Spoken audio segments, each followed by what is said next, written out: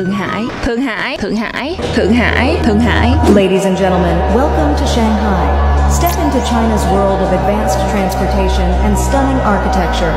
Join me as we explore Shanghai's vibrant cityscape under the evening lights.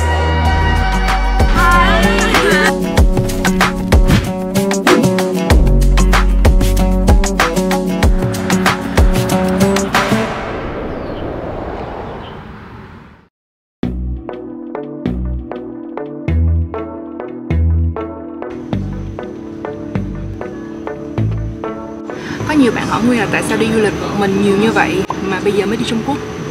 Là tại vì Nguyên sợ mọi người biết Nguyên đi du lịch một mình là con gái và đi tự túc nữa, cho là có nhiều cái mình phải tự chuẩn bị một mình, không ai giúp á. Với lại trước khi Nguyên đi thì Nguyên cũng có hỏi rất là nhiều người bạn của mình, không đi Duy, người ta nói là có nhiều cái cũng hơi bất tiện một xíu. Một trong những cái đó là người Trung Quốc người ta không có tiếng Anh nhiều, cái thứ hai là không có sử dụng thẻ visa của nước ngoài, cái thứ ba là người ta không có xài tiền mặt nhiều. Trong nói trời ơi, làm cái gì mà khó khăn đến như vậy. Tại vì đây là lần đầu tiên Nguyên đi Trung Quốc cho mình không biết phải kỳ vọng gì cho chuyến đi này, không biết là cái sự tốn kém cho chuyến du lịch lần này nó có suôn sẻ hay không, hoặc là mình có set up máy quay tự chụp có đẹp hay không. Nhưng mà sau một khoảng thời gian vừa đủ để Nguyên chuẩn bị về tinh thần cũng như là những thứ cần thiết cho chuyến đi á, thì ngày hôm nay Nguyên Sài Gòn Made đi Thượng Hải.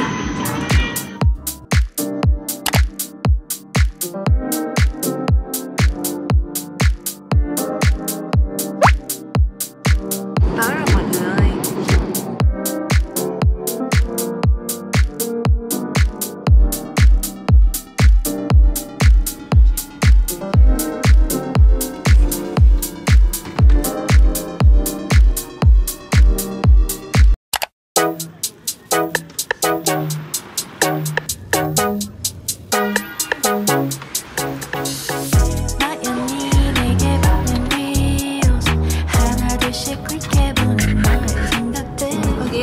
Mua sữa chuối uống. Thì trước khi mình bay qua đây thì cũng có tìm được cái dịch vụ này ở trên Klook, thì người ta sẽ đưa đón mình tại sân bay luôn, thì sẽ đỡ mất công. Tới nơi rồi đặt chuyến thì nó mất thời gian đó mọi người, cho nên Nguyên đặt trước luôn. Thì xe rất là to, có một mình Nguyên à, với lại người ta di chuyển hành lý cho mình luôn. Nguyên sẽ để cái dịch vụ ở đây cho mọi người tham khảo, với lại cái code của Klook của Nguyên luôn. Mọi người có thể sử dụng cái code này để đặt bất cứ trải nghiệm nào ở trên Klook cũng được nha, và được giảm nữa.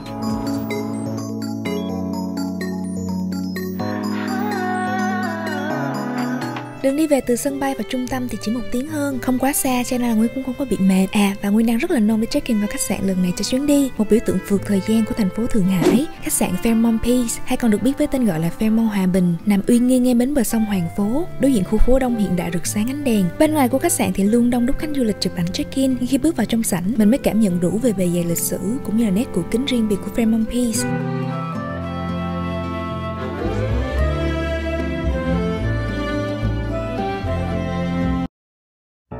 Và cuối cùng thì cô Nguyên cũng check-in vào phòng khách sạn, và cảm giác đầu tiên khi mà cứ bước vào là một tiếng wow nho nhỏ. Căn phòng mang phong cách Art Deco cổ điển với tông màu vàng kem ấm áp, nội thất gỗ tối nè, và những chi tiết kim loại sáng bóng khiến không gian vừa sang trọng vừa đầy hoài niệm. Tất cả đều khiến Nguyên có cảm giác như trở về thời thịnh vượng nhất của Thượng Hải những năm 1930. Mọi thứ ở đây như đúng với tinh thần của một khách sạn huyền thoại từng được mệnh danh là đệ nhất khách sạn Viễn Đông.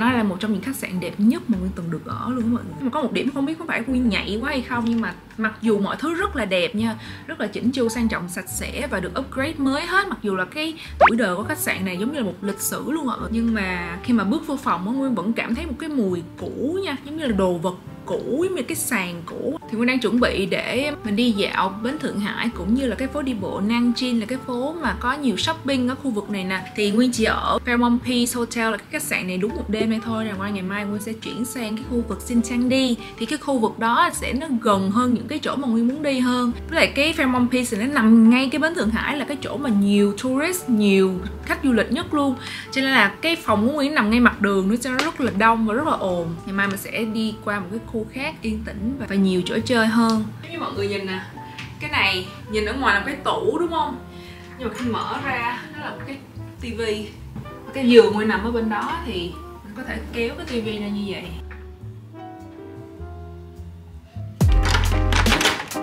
Nói thêm một xíu về khách sạn nha, thì đây từng là nơi lui tới của giới thượng lưu và nghệ sĩ quốc tế từ những năm 1930. Ở dưới sảnh là cả một bảo tàng về khách sạn, cho nên Nguyên cũng tham quan một chút. Nơi đây trưng bày rất nhiều hình ảnh, vật dụng và tư liệu quý về chặng đường gần một thế kỷ của Fairmont Peace Hotel. Ở đây còn có cả khu vực kể lại những bộ phim và nghệ sĩ nổi tiếng từng quay tại khách sạn, trong đó có Thượng Hải Đại Phong Vân với sự góp mặt của Trương Quốc Vinh và Lưu Đức Hòa, được lấy bối cảnh ngay tại tòa nhà này.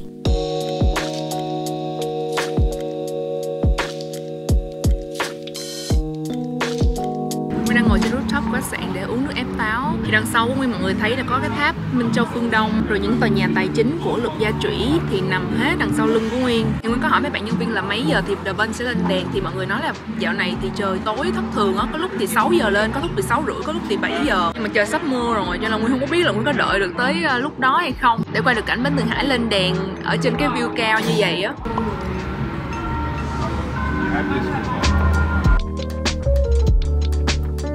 Thì bây giờ xuống dưới rồi thì Nguyên mới thấy được cái cổng của khách sạn. Phòng Nguyên nằm ở lầu 2 thì là 1, 2. Chắc là cái phòng sáng đèn bên đó đó mọi người. Gió quá. Nguyên nghe bảo là dòng sông Hoàng Phố mang hình dáng của một lưỡi rìu lớn chảy qua trung tâm thành phố. Và theo quan niệm phong thủy của Trung Hoa thì thủy sẽ tượng trưng cho tài lộc. Bởi vậy mà không lạ khi những công trình mang tính biểu tượng như là tháp Minh Châu Phương Đông, trung tâm tài chính quốc tế hay là tháp Thượng Hải đều được xây dựng ở khu vực này. Thì tí nó dãy đèn của bến Thượng Hải lên đèn á, thì khách sạn của Nguyên cũng sẽ lên đèn luôn, tại vì nó cũng là nằm một dãy chung với lại các tòa nhà kia.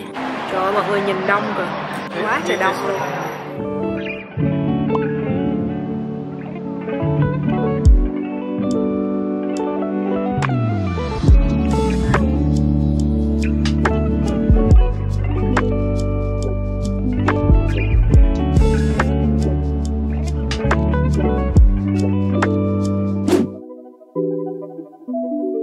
Phố lên đèn cũng là lúc Nguyên đói bụng. Đi dạo vòng vòng đại lộ Nam Kinh, Nguyên tìm được những hàng quán bán đồ lưu niệm siêu độc lạ, giống như là tiệm bánh kẹo này, có cô mannequin đứng xay bột, dễ thương hết sức.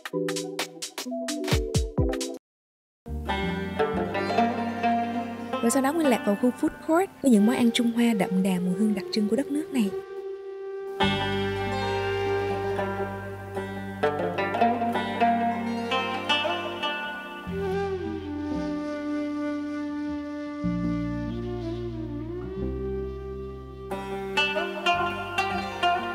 Nguyên đang ở trong một cái khu food court rất là nhiều đồ ăn luôn. Mùi mala với mùi dầu ớt rất là nồng. Nãy giờ thì Nguyên đi vòng vòng không có biết ăn cái gì, nhưng mà chắc Nguyên nghĩ là Nguyên sẽ lấy đậu hũ thúi, tại vì nhìn nó đen quá. Nguyên chưa bao giờ thấy cái đậu hũ thúi mà nó đen như vậy. Còn mấy món khác thì Nguyên nghĩ là nó hơi nhiều so với Nguyên, giống như là cây thịt xiên á, thì Nguyên thấy nó hơi bự một xíu. Nhưng mà bây giờ chắc Nguyên xếp hàng để mua đậu hũ thúi. Hàng này cũng khá là đông nha. Rồi nhìn đã thật sự luôn á, kiểu nó vừa giòn vừa ngậy luôn á mọi người.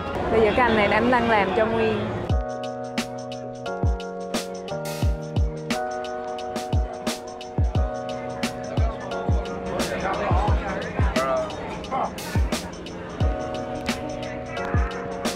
Ok, mời mọi người cùng ăn đậu hũ thúi chính gốc ở Trung Quốc luôn. Rất là nồng mùi ớt nha. Nguyên không biết anh bỏ gì vô, anh bỏ nước sốt này nọ cũng chẳng biết nữa thôi. Anh muốn bỏ gì anh bỏ.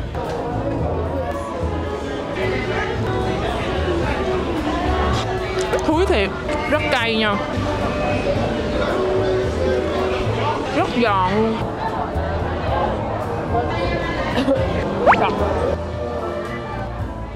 Cay quá mọi người. I was looking at you and I was like sweating all my body. You are from Korea? No, I'm from Vietnam. From Vietnam? Yes. Amazing, you are so beauty. Thank you. Fucking hell. Thank you so much. Everything good for you. Thank you. Enjoy your trip. Can I get your number or something? Because maybe it's or Instagram. For sure you got the Instagram. Cái anh đó anh cầm cái máy anh chụp hình, Nguyên tưởng là giống như mấy cái bạn mà hay chụp dạo ở ngoài phố mọi người, giống như chụp lén á, xong rồi hỏi mình có thích tấm hình này không, xong rồi đăng trên TikTok á, thì Nguyên tưởng vậy. Cái ảnh xin chụp, cái Nguyên cho chụp. Ông nói là ông tưởng Nguyên ngồi, Nguyên chờ chồng Nguyên hay bạn trai Nguyên, nhưng mà thấy Nguyên đứng lên đi mình cái lại nói chuyện. Cái này là cái gì vậy?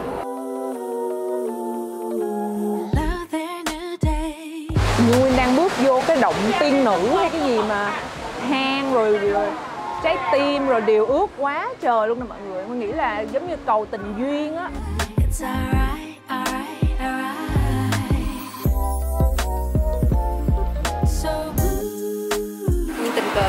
tiệm rất là thơm, mùi thuốc bắc luôn. Cho cô tò mò vô thử. Nguyên chỉ mới đây từ buổi sáng tới tối thôi, nhưng mà Nguyên nhận ra được một điều nha. Người Trung Quốc người ta nói chuyện mà Nguyên tưởng là cãi lộn không á mọi người. Mỗi lần Nguyên nghe nó lớn tiếng á là Nguyên nhìn ra Nguyên kiểu ủa, Nguyên hóng chuyện nó ủa có chuyện gì vậy? Nhưng mà không mọi người ta chỉ giỡn, người ta nói chuyện với nhau thôi. Cô Nguyên đang tìm trà sữa mọi người ơi. Hey tea. Supreme. Hey tea. Nghĩ đây là cái hãng trà sữa mà Nguyên thích nhất khi mà đi nước ngoài á. Thuốc trọng cục đá. Cái hãng này dạo gần đây nổi lên tại vì Lisa của Blackpink uống á mọi người. Nguyên qua đây gặp mấy bạn Việt Nam cũng nhiều lắm mọi người. Hồi nãy giờ đi bộ vòng vòng là Nguyên chào được 2-3 bạn rồi đó. Mọi người rất là dễ thương. Cái bé nãy trong tiệm trà sữa nó là trời anh thích coi mấy cái vlog chị đi hay du lịch một mình đó. Xong Nguyên kêu là chị đang đi luôn nè. Đó chuẩn bị coi cái vlog này nha. Cô Nan.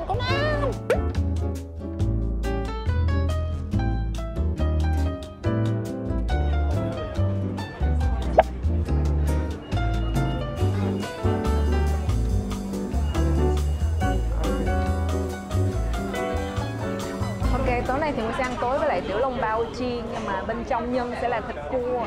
Thì cái quán này rất là nổi tiếng luôn.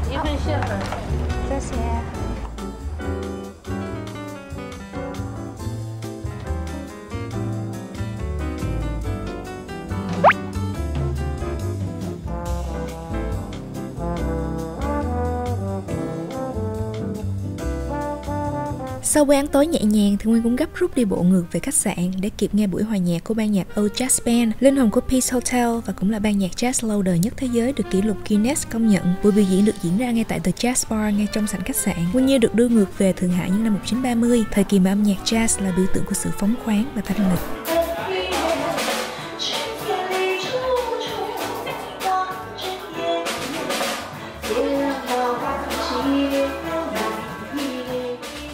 Nguyên đang về phòng sau buổi nghe nhạc jazz. Thì cái hành lang bây giờ nó rất là vắng. Nó thiệt lòng là Nguyên có cảm giác sợ thiệt. Thì nó vắng mà nó cũ và rất tối nữa.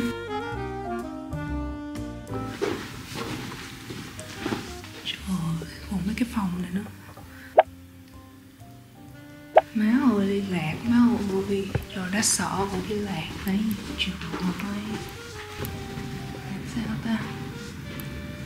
20.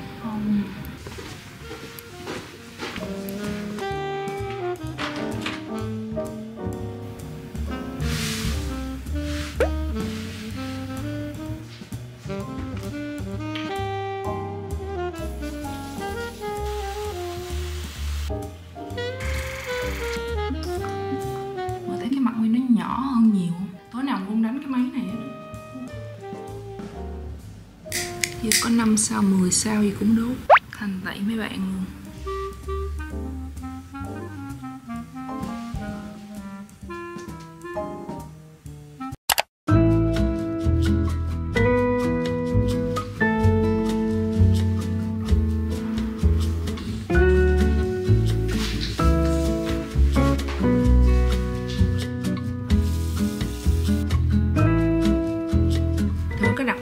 Rất nổi tiếng chuyên về mì cua Long. 11 giờ là Nguyên phải có mặt ở ngay nhà hàng rồi, nhưng mà từ khách sạn đi bộ ra đó chỉ có 8 phút thôi nên cũng sẽ tranh thủ. Nguyên đang xài cây foundation stick này của Dior, rất là đẹp luôn. Cái nhà hàng mì cua Long này rất là nổi nha mọi người. Là phải đặt bàn trước, nó không là walk in thì người ta không có nhận.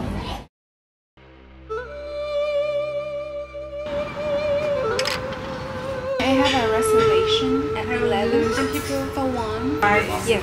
Trang Long Hang Siêu Quang Phu là một nhà hàng nổi tiếng trong Michelin Guide nhiều năm liền tại Thượng Hải. Ngay khi vừa bước vào là Nguyên đã ấn tượng với không gian của quán. Những khung cửa hoa văn gỗ gợi nhớ đến tử lầu xưa của Trung Hoa, nhưng được tái hiện theo phong cách sang trọng và tinh tế hơn nhiều.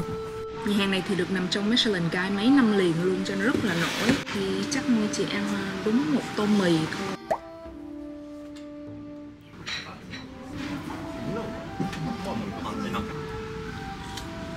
Và cô Nguyên đã kêu một tô mì cua Thượng Hải trứ danh, món đặc sản làm nên tên tuổi của nhà hàng này.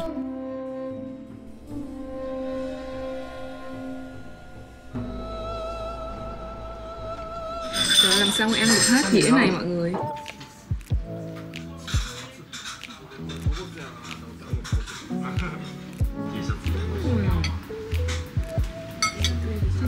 Ngon lắm luôn mọi người, mì rất là mềm, dễ nuốt, kiểu nó cái trơn tuột vô bụng á, bất ngờ và ấn tượng nha mọi người. Thịt cua nè.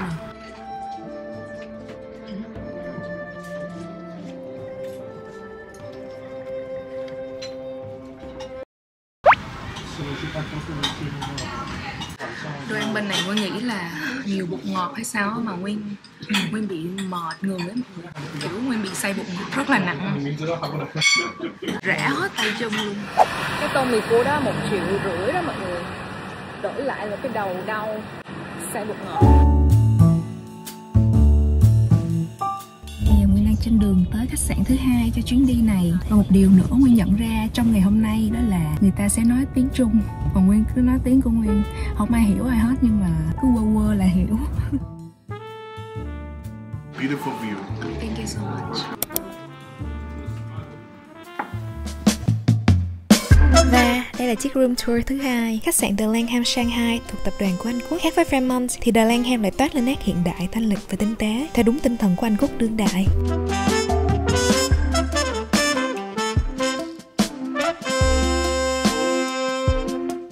View của phòng của Nguyên là nhìn xuống toàn thể Xintiandi luôn, chắc là nó là công viên á. Và đây là khu phố đi bộ Xintiandi rất là nổi tiếng. Chúng mình sẽ ở khách sạn này từ đây cho tới ngày về lại Việt Nam luôn. Sau khi đáp Việt Nam là Nguyên có chuyến bay đi tới Philippines liền luôn, cho nên là sẽ không có kịp về nhà. Và nếu mà phải so sánh nha, Nguyên nghĩ là Nguyên thích khách sạn này hơn, tại vì mọi thứ đều là tự động á, mọi người cũng đầy đủ tiện nghi. Khách sạn hôm qua thì Nguyên thấy cách mọi người điều hành khách sạn, mọi thứ đều rất là cũ, kể cả cái gối hôm qua Nguyên ngủ cũng nghe thấy có cái mùi dầu đầu á. Mọi người không có biết là có thay ra gối chưa, hay là cái người trước người ta ở mùi dầu đầu của người ta nặng quá hay sao á. Với lại cái điện thoại bàn hôm qua cũng không xài được luôn. Với lại tối hôm qua mặc dù đã đốt xô thanh tẩy rồi nhưng mà Nguyên ngủ Nguyên vẫn sợ nha. Lần đầu tiên Nguyên ngủ khách sạn Nguyên mở đèn luôn.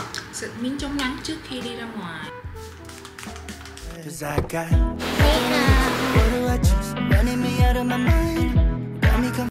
Ơi, đụng xe rồi.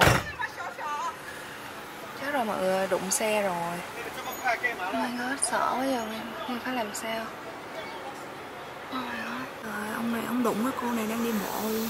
Nguyên không có đi xuống xe được tại vì xe đang đi. Nguyên mở cửa ra là đụng. Thôi nó cô không bị gì hết. Oh my god. Ok, giờ chỉ Nguyên phải làm sao? Đi xuống luôn hay là đợi? Tại vì cuốc xe của Nguyên vẫn chưa hoàn thành. Hên đó mọi người, hên là thắng kịp đó. Nguyên không có biết là đang đèn đỏ hay là cô này cô vượt ẩu. Thì ông ẩu hả ta? 我都处理了啊。 Nó. 他说行了吧，他说行了，不要了。 Ok, bỏ qua chuyện xui rủi hồi nãy thì điểm đến tiếp theo trong hành trình hôm nay Nguyên muốn ghé thăm chính là tòa nhà Vũ Khanh, một trong những công trình biểu tượng của Thượng Hải. Sau khi tham quan xong thì Nguyên tranh thủ tản bộ dọc con phố cùng tên, một trong những con đường cổ kính và nên thơ nhất Thượng Hải. Và tình cờ một bạn dễ thương ngỏ lời giúp Nguyên quay một chiếc clip nhỏ này, ghi lại khoảnh khắc giản dị nhưng mà rất đẹp của buổi chiều hôm đó.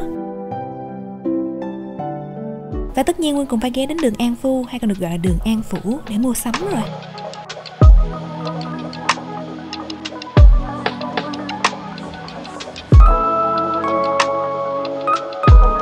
Nguyên mê Jelly Cat đó mọi người. Ở nhà Nguyên là có 3 con rồi đó.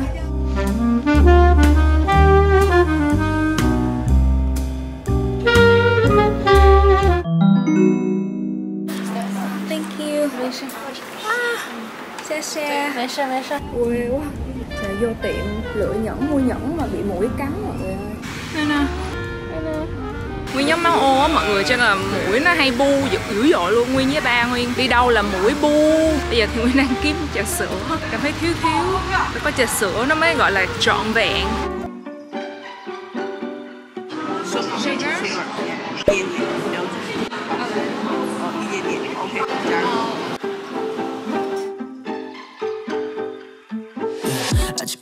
Trà sữa, cái hiệu này là lần đầu tiên Nguyên thử luôn, cũng lần đầu tiên Nguyên thấy là Shang Brew. Thơm nha, cái chân trâu trắng nó rất là dài luôn. Đây là cái nhẫn Nguyên mua, tại vì tuổi của Nguyên là tuổi trâu, là hợp với tuổi rắn. Nghe nói là đeo rắn mà thì phải để cho con rắn chỉ cái đầu xa ra khỏi người của mình thì mới đem lại vận hên.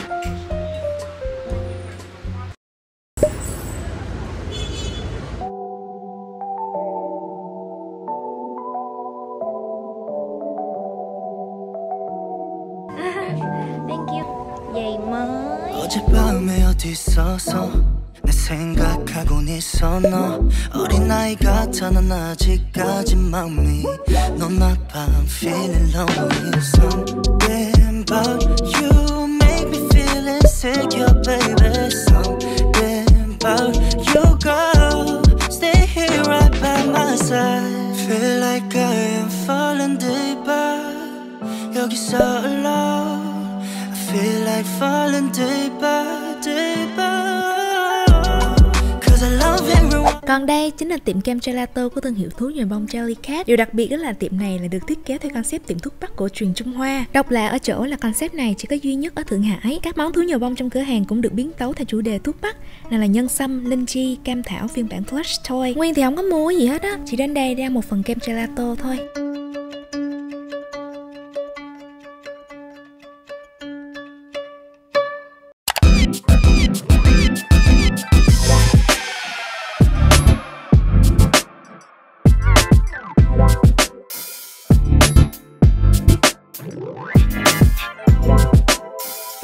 Nhà hàng hoa khá là nổi tiếng ở khu Xinjiang. Đây là món vịt om của người ta. Với lại Nguyên có thêm một dĩa rau xào để có chất xơ một xíu.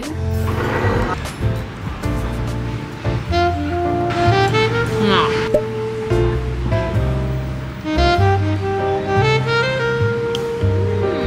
Hầu như là từ hôm qua tới bây giờ là món nào cũng dính bột ngọt mà rất ngon. Ăn rau mà cũng xay bột ngọt luôn má ơi. Mình phải ngồi đó 15 phút để nó đỡ, mọi người bây giờ đỡ rồi. Thời tiết bây giờ dễ chịu lắm, mọi người không có nóng. Với lại Nguyên hay nói với mọi người là Nguyên đi du lịch một mình là Nguyên phải lúc nào cũng phải về khách sạn trước 8 giờ. Mà ở bên đây Nguyên thấy an ninh rất là ok. Kiểu đi có 1 mét là có cảnh sát, có bảo vệ đứng đầy đường luôn. Cho nên là mình cũng không có sợ bị mất đồ hay bị gì hết. Người ta đi đường cũng đông á mọi người. Cảm thấy khá là an toàn. Với lại một điều Nguyên để ý ở bên này là cửa hàng hiệu mở rất khuya luôn. Có thể lên tới 10 rưỡi tối. Còn mấy cửa hiệu này ở bên Pháp á, má ơi 6-7 giờ là đóng rồi.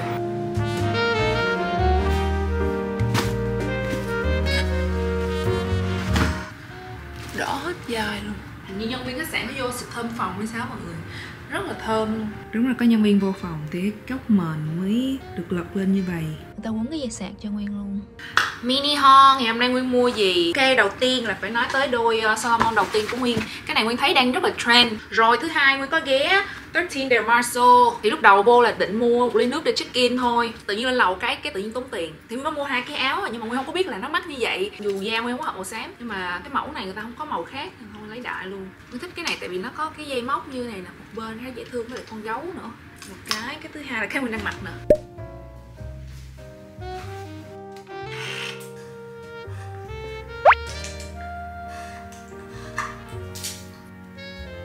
Nhìn cái đầu vòi sen nè, vàng dơ luôn á. Bây giờ lúc nào đi khách sạn cũng đem theo cái vòi lọc nước của Nguyên cho nó lọc kho và lọc chất dơ luôn. Mình nhìn trong cái ống nước nè, nó cặn vàng vàng trong đây luôn á. Bởi cái nước này mà tắm mà rửa mặt rồi gội đầu á. Eo ơi. Rồi khi nào check out thì Nguyên tháo cái này ra rồi Nguyên gắn lại cái vòi cũ cho người ta. Có mấy lần đi du lịch mà Nguyên bị dị ứng nguồn nước á mọi người. Về cái mặt mụn không.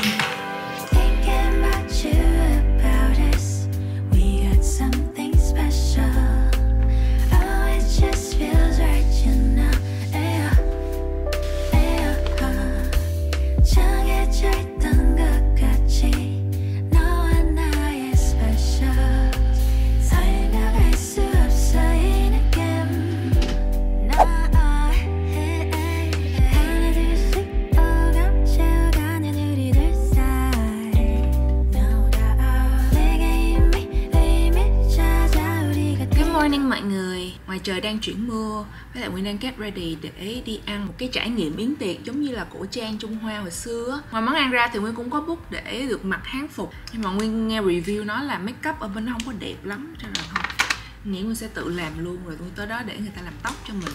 Nguyên nghe mọi người nói là đi Trung Quốc thì nên đi Ô Trấn á, nhưng mà nghĩ là Ô Trấn đi với lại người yêu hoặc là bạn sẽ vui hơn, chứ chỗ đó nó yên tĩnh, nó đi một mình chắc cũng buồn, cho nên thôi cái đó để dành để cuối năm nay đi ha.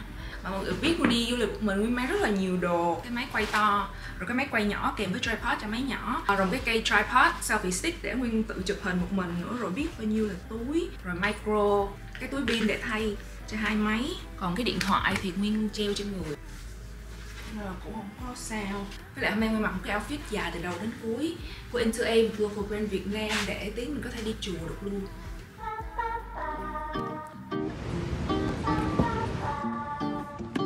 Phải nói là chưa bao giờ Nguyên dùng Google Dịch nhiều đến như vậy luôn. Kể cả một cái chi tiết nhỏ nhất mà hoặc là hỏi một câu hỏi đơn giản nhất thì cũng phải nhờ vô Google Dịch.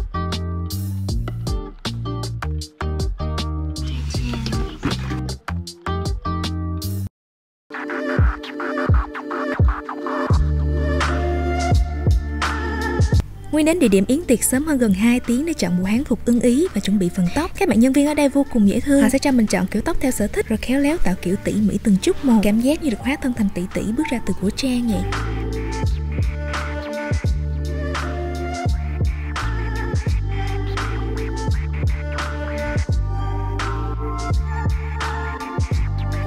Khi vừa bước vào phòng ăn thì mọi thứ ở đây đều được chuẩn bị chỉnh chu như một buổi tiệc hoàng gia thực thụ. Không gian cổ trang thì được tái hiện tinh tế đến từng chi tiết. Điều làm yến tiệc này đặc biệt không chỉ nằm ở hương vị tinh tế của từng món ăn, mà là cách họ biến bữa tiệc thành một buổi trình diễn nghệ thuật. Mỗi món ăn sẽ được kể bằng ánh sáng và chuyển động. Trong khi nhà vua uy nghi bước ra múa giữa khán phòng, thì ngồi quanh Nguyên là những phi tần, công nương trong các trang phục cổ trang kiều diễm. Tất cả hòa quyện trong âm nhạc, tạo nên một khung cảnh vừa thực vừa mơ.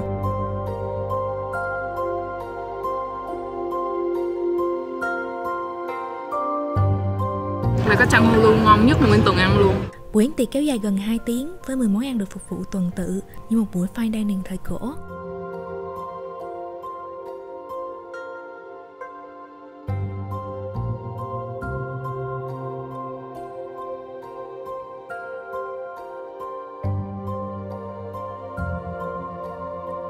Bị say bột ngọt rồi mọi người ơi. Quên, ức quá.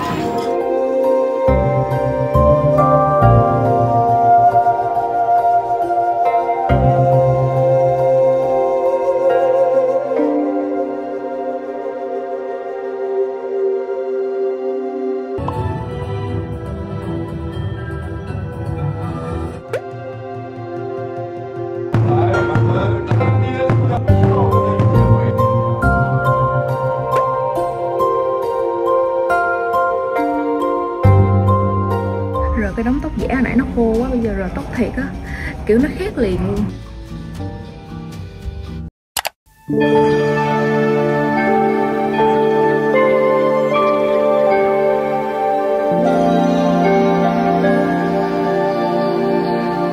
Điểm đến tiếp theo trong ngày hôm nay là chùa Phật Ngọc, một trong những ngôi chùa nổi tiếng và linh thiêng nhất ở Thượng Hải. Chùa Phật Ngọc hôm nay vẫn mang kiến trúc truyền thống kiểu nhà Tống, mái ngói cong nè, cột gỗ chạm khắc tinh xảo. Thời gian Nguyên dành để tham quan nơi này là 1 đến 2 tiếng, là vừa đủ để đi hết các điện, ngắm tượng, chụp ảnh và cảm nhận không khí nơi này.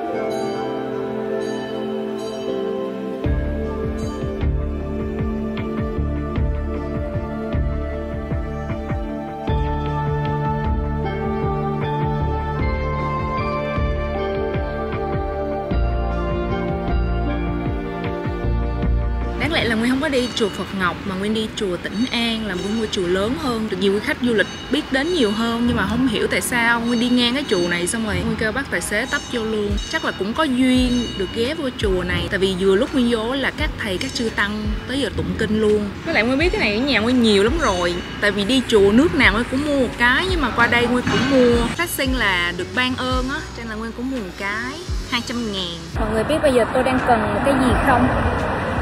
Tôi cần một ly trà sữa. 脾气不发就不发，发起来很大，不发就非常好。看一个，看个手相面相，阿弥陀佛。宝宝，看个相好吗？不是中国人呐，不会讲话了。Sorry.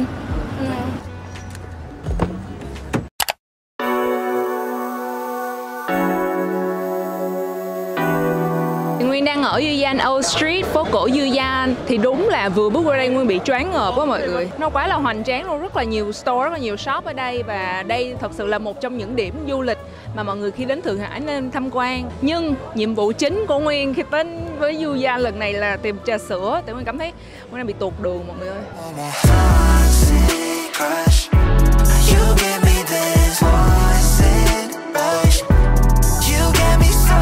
Tôi sẽ đánh liều một lần nữa để đi ăn nhà hàng Trung Hoa ở bên này. Thì mình sẽ hạn chế những cái món nước. Chắc Nguyên sẽ lấy gà luộc.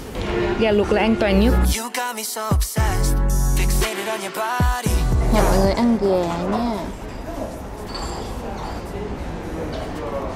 Hơi mặn, rất là hơi mặn.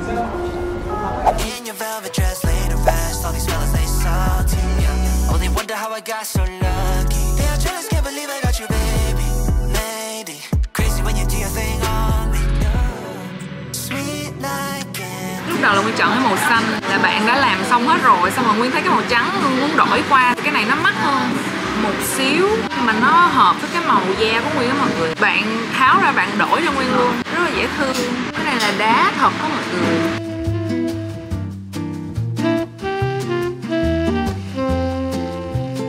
More happy, more health, more lucky for you. Oh, thank you. Ok, là bỏ cái vòng vô đây để cầu cho sức khỏe, may mắn. Vừa bước ra khách sạn thì cái khu này mọi thứ rất là sang trọng, mà tự nhiên nghe mùi heo á mọi người, mùi heo á. Thì tối đến ở khu Xintiandi này thì có rất là nhiều mall cũng như là nhiều shop để mình đi tham quan. Bây giờ cũng 9 giờ rồi, Nguyên cũng không muốn khách sạn. Cái mặt Nguyên là có Sephora, không mua gì đâu.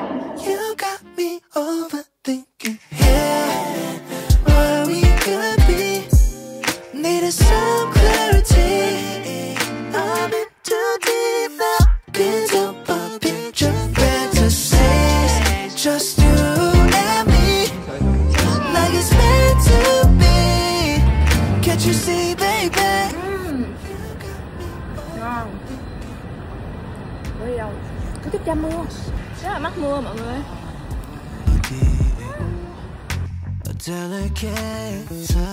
Trước khi Nguyên bước ra khỏi phòng thì cái bàn nó siêu bừa luôn. Mà Nguyên về là mấy cô dọn. Hứa với lòng buổi sáng ngày hôm nay là Nguyên không có mua một cái gì nữa hết. Quá đủ rồi, quá tốn tiền rồi. Nhưng mà tự nhiên cái lúc mà chuẩn bị đi về thì Nguyên quẹo trái nhẹ một cái trúng cái tiệm này. Cái nó cũng dễ thương. Nguyên tuổi con trâu á, thì cái charm này khi mà mình nhìn vô bên trong thì mình sẽ thấy hình ông trâu của 12 con giáp cùng với những cái loại đá thạch anh như vậy á, kiểu gọi là may mắn phong thủy, đá phong thủy mọi người. Tại nhà Nguyên cũng có cả chục dây thạch anh đó mọi người, thạch anh hồng, thạch anh vàng, còn cái này là thạch anh trắng. Đi ngủ là phải tháo ra tại vì dòng với dây đá cũng cần được ngủ. Cái này tắm cũng tháo ra luôn.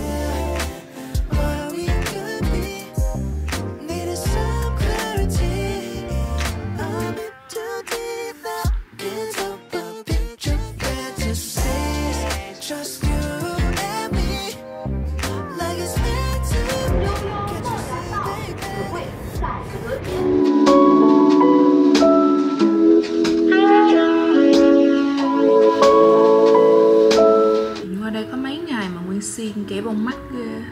Nhưng mà tại lúc Nguyên cười bình thường nó cũng đã có bọng mắt rồi mọi người. Nguyên có gắn cái lá cầu may mắn vào trong cái camera của Nguyên, mọi người thấy dễ thương không? Wow, người nổi tiếng nè mọi người. Ai vậy ta?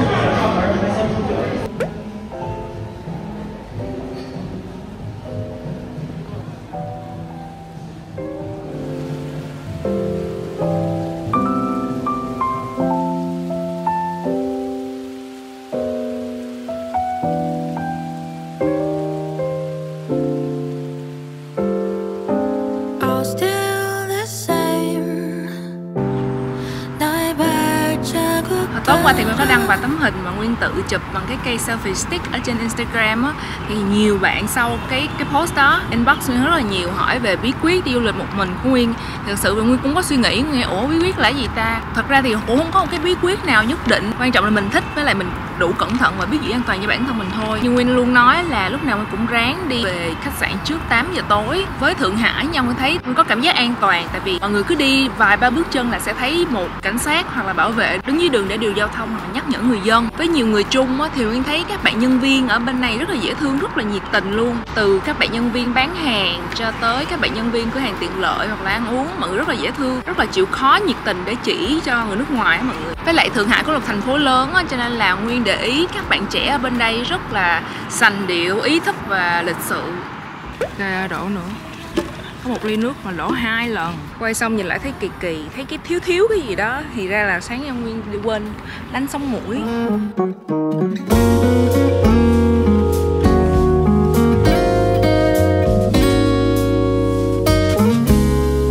Nguyên đang trong khu phố cổ, kiếm cái chỗ trà đạo cũng hơi khó mọi người.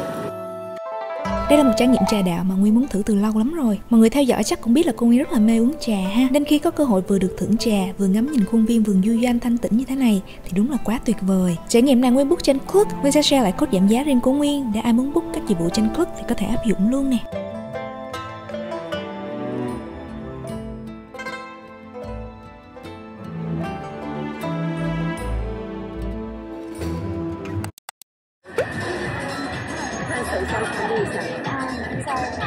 내